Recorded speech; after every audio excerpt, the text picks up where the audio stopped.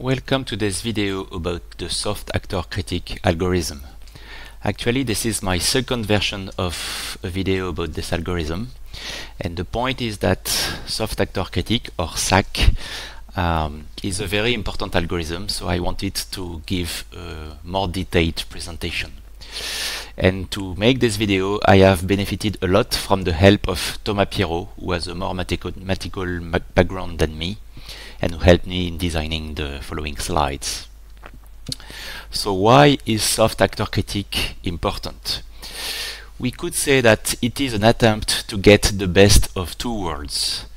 In deep reinforcement learning, there are two broad families. One is the TRPO and PPO approach and similar algorithms, where you have stochastic policies and you apply some policy gradient methods to them. But to improve those policies, you use the on-policy process, which means that you need to train these policies with data coming from the policy themselves. And these algorithms are quite stable, but they have a low sample efficiency because they cannot reuse samples from previous iterations. By contrast, the second family is represented by DDPG, TD3, and some other algorithms. Here you have, by contrast with the stochastic policies of the first family, you have deterministic policies, and very importantly, those algorithms use a replay buffer where they put previous samples and then can reuse these previous samples several times because they are more off policy. So they have a much better sample efficiency, but the point is that they are quite unstable. And soft actor critique combines stochastic policies as in the first families and a replay buffer as in the second family. It adds also an entropy regularization term that I will insist a lot about in this video. So it is an attempt to be both more stable and more sample efficient than both families. Actually, we will see that SAC is not that stable in the fact that you need to tune the hyperparameters so as to get efficient performance, but it might be still more stable than algorithms using deterministic policies.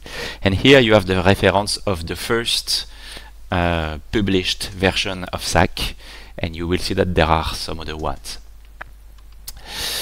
So what's important about soft actor critique is this entropy regularization mechanism.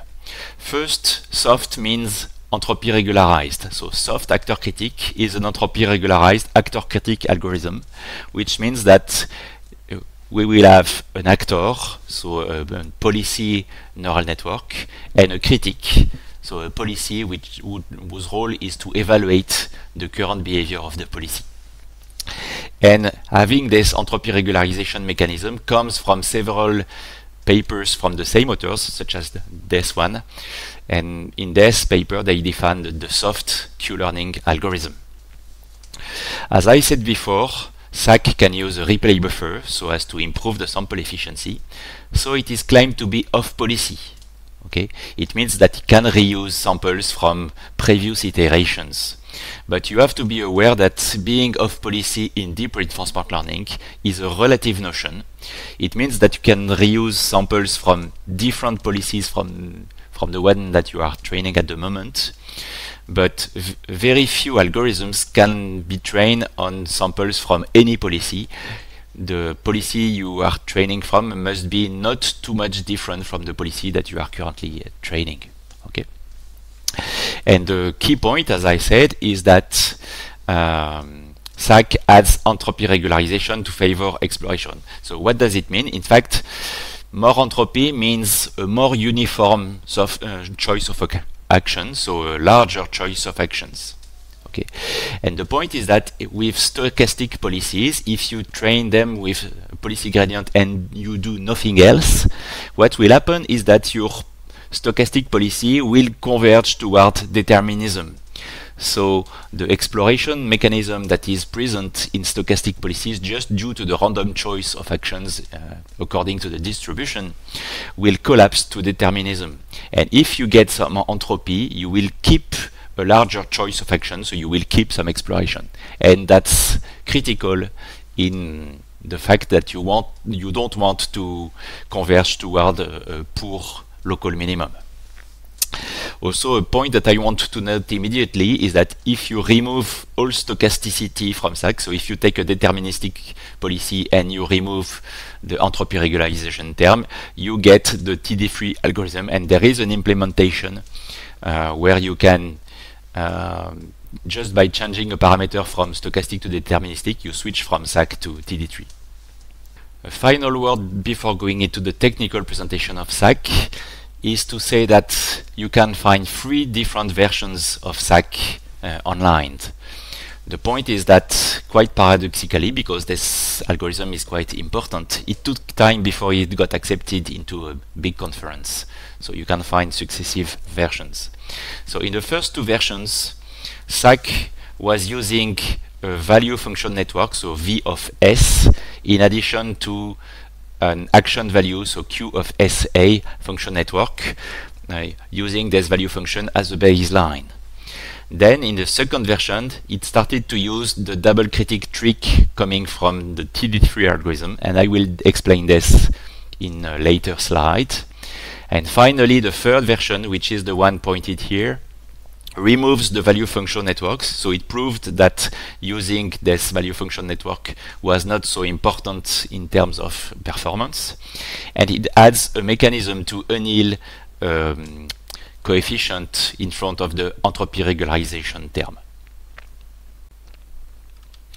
So let's move to the technical presentation, so the derivation of the soft actor critic algorithm. So as I said before, SAC learns a stochastic policy. More precisely, it wants to find the pi star optimal policy, which will maximize both the reward and some entropy term with this particular criterion. Okay, so the optimal policy will be the best over all policies that maximizes this term, where this term is the sum over all time steps of the expectation of each state action pair provided by the current policy, where you sum some reward for the particular state action pair plus some entropy term. Okay, and that's the original part in soft actor critic. So how do we define this entropy term? Okay, the entropy is defined as the expectation of some action given the current policy, and this expectation is the expectation of minus the log of the probability of taking that particular action given the policy. Okay, the policy is stochastic, so for each action it tells you what is the probability of taking that particular action. And you will see that here this entropy term will be affected by a coefficient alpha that we will see later on. Okay, so that's what we want to optimize. First, let's contrast this to other algorithms like A to C. So in most reinforcement learning algorithm, in fact, what you want to find, the optimal policy, is defined just with respect to the reward. You don't have the entropy term, okay? And in algorithms like A to C, you have an entropy term, but the point is that this entropy term is used externally as an additional exploration mechanism. So you don't add the entropy in what you maximize, you just want to maximize the reward, okay, and then you add some entropy to get some exploration. So that's different. So to put more clearly, SAC changes the traditional MDP objective, and it will converge to a different solution because it takes this entropy into account. Okay. So by changing the objective, it will introduce a new value function, which is the soft action value function that you had in the soft Q-learning algorithm already. Okay. And for the technical presentation that will follow, I will use a notation where I will parameterize the policy with phi and the Q value function with theta. Okay. That's the reference for the A to C algorithm. So how does it work? I want to find the optimal policy, but I have an actor critic algorithm. So first, I want my critic to converge to the optimal critic. So for that, I want to find a Bellman operator that will allow me to optimize my Q values. Okay, so how can I do this? Here you have a kind of, this diagram is called a backup diagram in the Sutton and Barto book. Okay. And in the standard diagram, you compute v of st based on v of st plus 1, and here you have an intermediate value which is q of sta.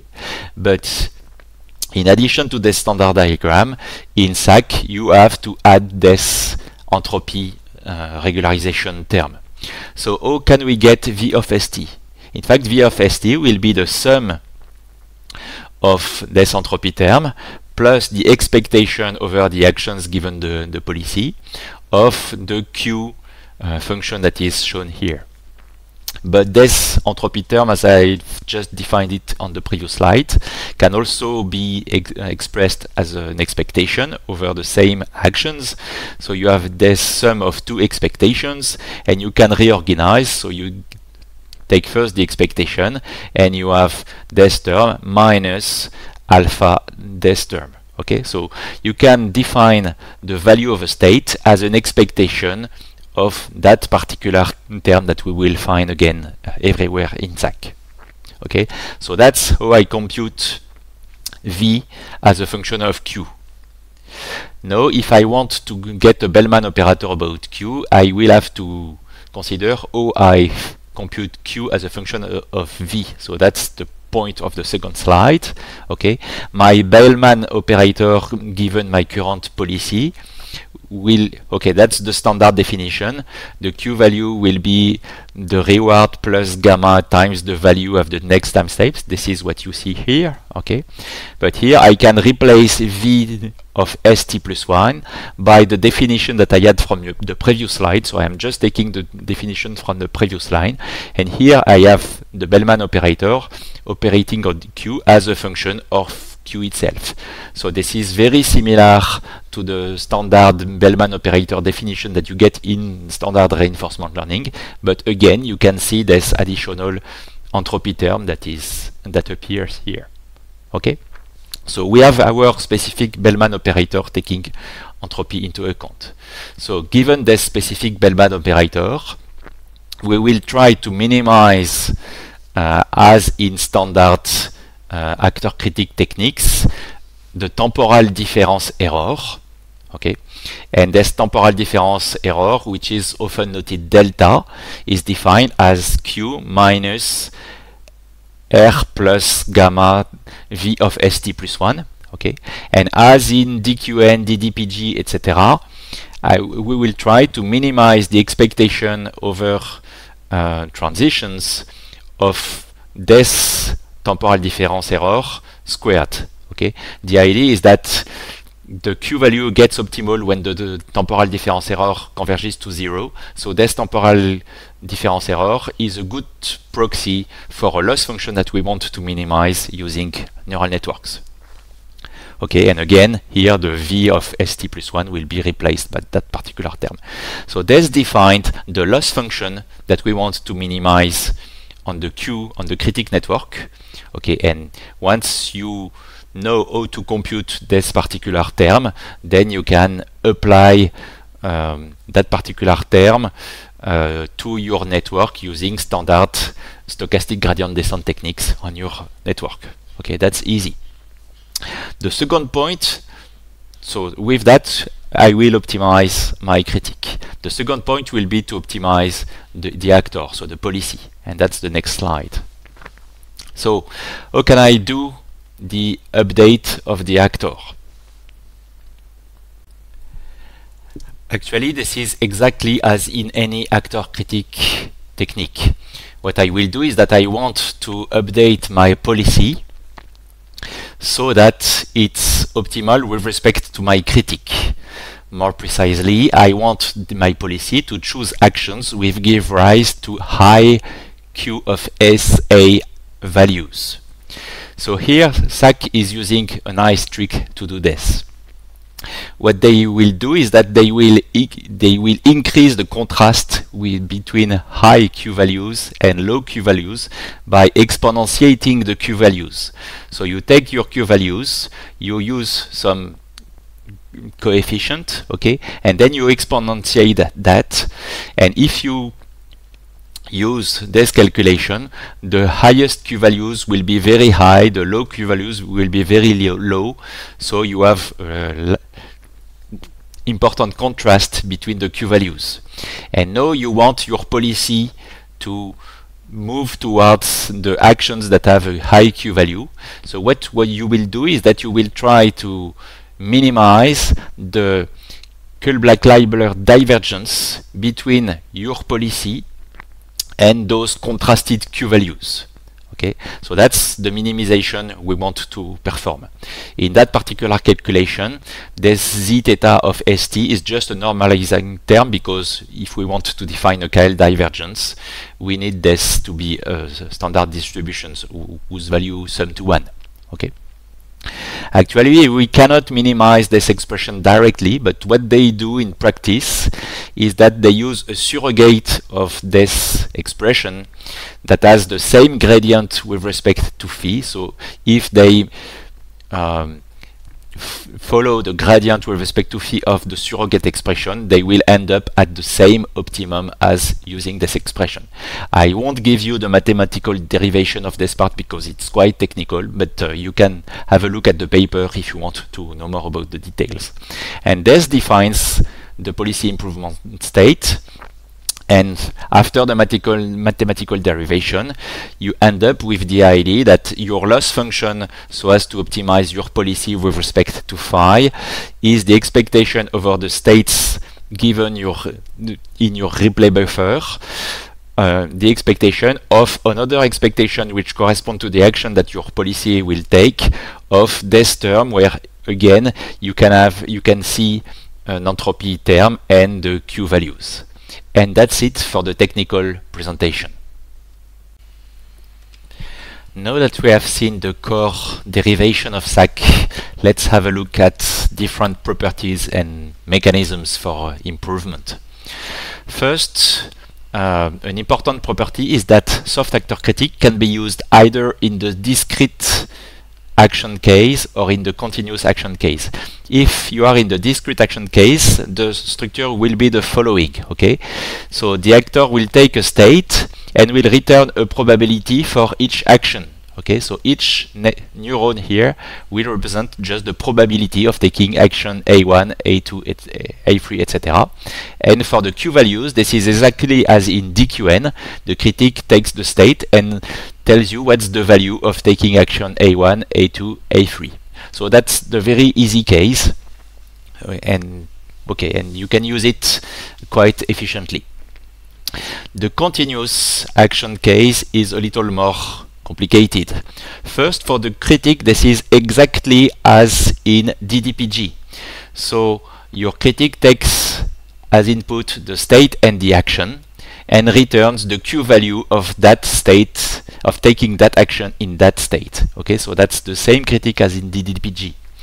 And for the actor, the difference with respect to DDPG is that this time you want something which is stochastic. So you will need to choose a distribution parametrization for the actor. Actually, we will see in the next slide that we will use a squashed Gaussian.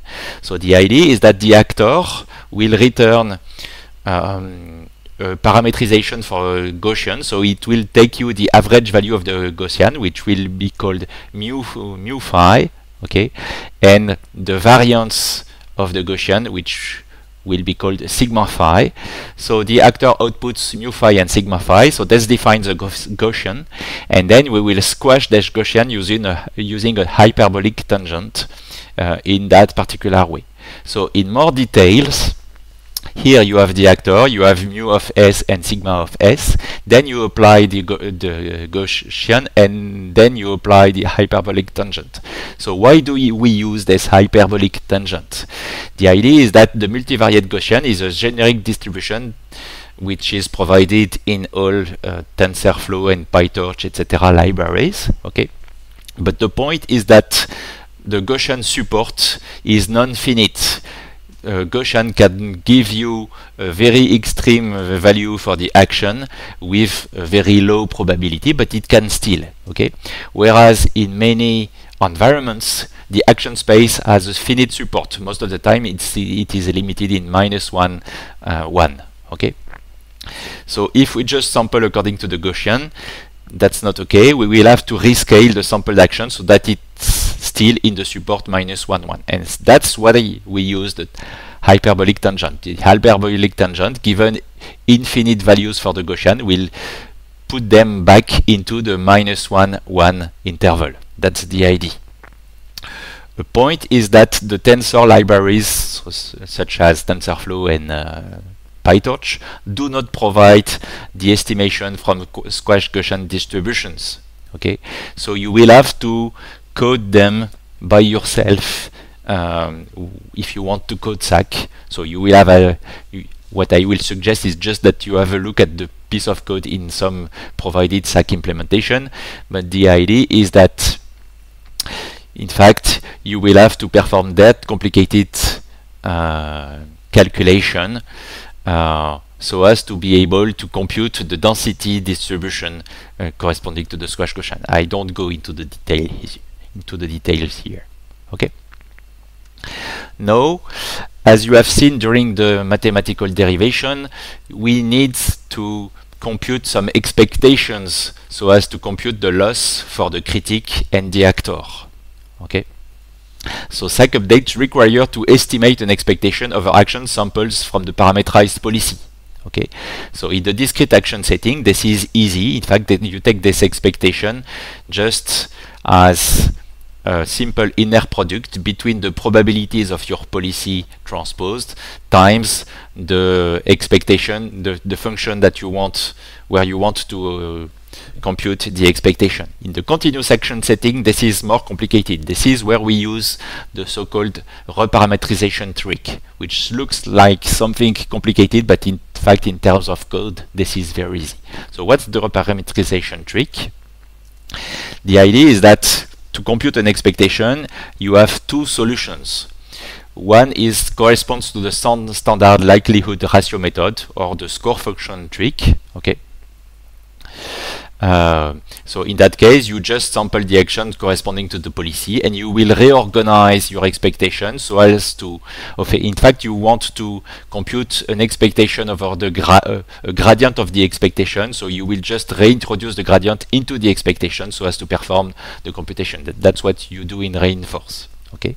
The reparametrization trick does something different. You still want to compute the expectation of the gradient, but in fact you will change your stochastic variable so that your gradient does not depend on the variable on which you perform the expectation. Okay, so you change the expectation variable, you introduce a variable epsilon instead of the actions over which you are computing the expectation. To do this, in fact, you reformulate the action as hyperbolic tangent of a Gaussian with some epsilon that will define how much variance you get in your Gaussian. And if you do so with some simple mathematical calculation, you can see that instead of having an expectation over the actions, you have an expectation over epsilon, okay, of that more complicated term, but this term will don't depend on phi anymore, so you will be able to compute the gradient in the expectation as it does not depend on phi anymore. Okay, by doing this, it is now possible to backpropagate through the expectation with respect to the parameter phi. And one important point is that the reparametrization trick has a lower variance, as explained in that video from John Schulman. Okay, so just have a look at that if you want to know more details about the reparametrization trick. Now, so let's have a look at a few improvements. I told you in the very beginning of this presentation that since the second version of SAC, they introduced a trick coming from the TD3 algorithm, which was proposed by Fujimoto and colleagues. Okay, what's the trick? The idea is that when you compute a critique, you have a so-called overestimation bias. You will find one of my other videos which is dedicated to understanding those biases. Okay, and I won't go into the details here, but the idea is that your critique will tend to overestimate the value of taking a particular action into a state. So what do they do in TD3? In fact, they use two critiques, and when they want to update those critiques, they will take the minimum over the two critiques so as to reduce this overestimation bias. Okay, so if you introduce those two critiques, then your expectation becomes the minimum over two critiques rather than just Q of theta. Okay, so that's a little more complicated, and the loss again takes into account those two critiques, so your update equations have changed a little bit because you take this mean into account. Okay, and that improves the stability of TD3 and of SAC. Another improvement is the automatic entropy adjustment. I've told you that there is a factor alpha in front of the entropy regularization term. So the point is, how do we set this alpha value? Okay. Rather sad news is that you need to tune alpha differently for each task, which is not so nice. Okay. And what they do in the SAC paper is that they propose to lower bound the policy entropy and to define an optimization with some constraint. Okay, so you want to find a pi star policy which correspond to that with a constraint on the entropy. You want the entropy to be over some value here, and if you do this, this allows you to define a loss function over the alpha. So you use an additional network and you want to optimize alpha with this additional network using the loss function resulting from this optimization. Now, how does SAC work in practice? In fact, this is very simple. First, you have to initialize your neural networks P phi and Q theta using standard initialization schemes in reinforcement learning. Then you will play K steps in the environment by sampling actions with your current policy. You will collect the corresponding transitions into a replay buffer. You will sample K batches of transition from that replay buffer, and using the updated temperature alpha, you will update alpha, the actor, and the critic using standard gradient descent, and you will repeat this cycle until convergence. What's interesting here is to see that in fact you will play K steps and sample K batches, so you use the same number here, so you have just one hyperparameter instead of two, and this seems to work well when you tune it this way. What about the performance of the SOC after critique algorithms? That's from the paper, the third paper about SAC. Okay, you can see that SAC performs well. What's rather interesting is that here the blue line corresponds to SAC with the updated temperature alpha, whereas the orange line corresponds to SAC with a fixed temperature, and you can see that annealing the temperature is not so better than using a fixed one. For instance, here the fixed one is better, here annealing is a little better, here annealing is a little better, here again. Okay, so there is not much improvement in the annealing alpha mechanism. So let's say that this is a state-of-the-art algorithm. You can see that it performs well on many standard MuJoCo benchmarks. An interesting point is that in fact it is a direct competitor from TD3, and sometimes it is better than TD3 and sometimes not. And if you are interested in understanding why, I suggest you to read this paper from Nicolas Leroux among others, where they try to understand the impact of entropy regularization on policy optimization. This paper is very nice.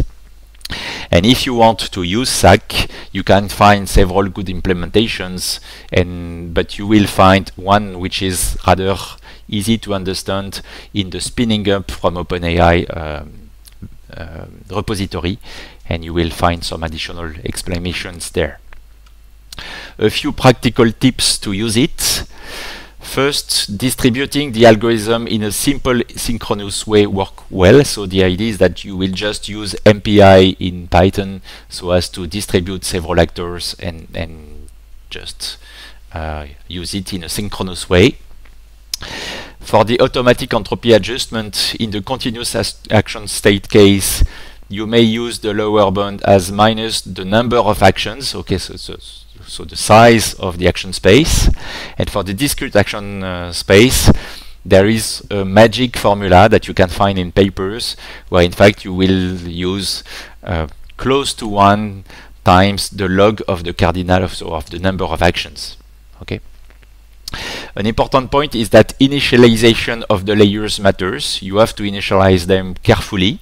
So in particular, you will have a different initialization for the hidden layers and for the final layers.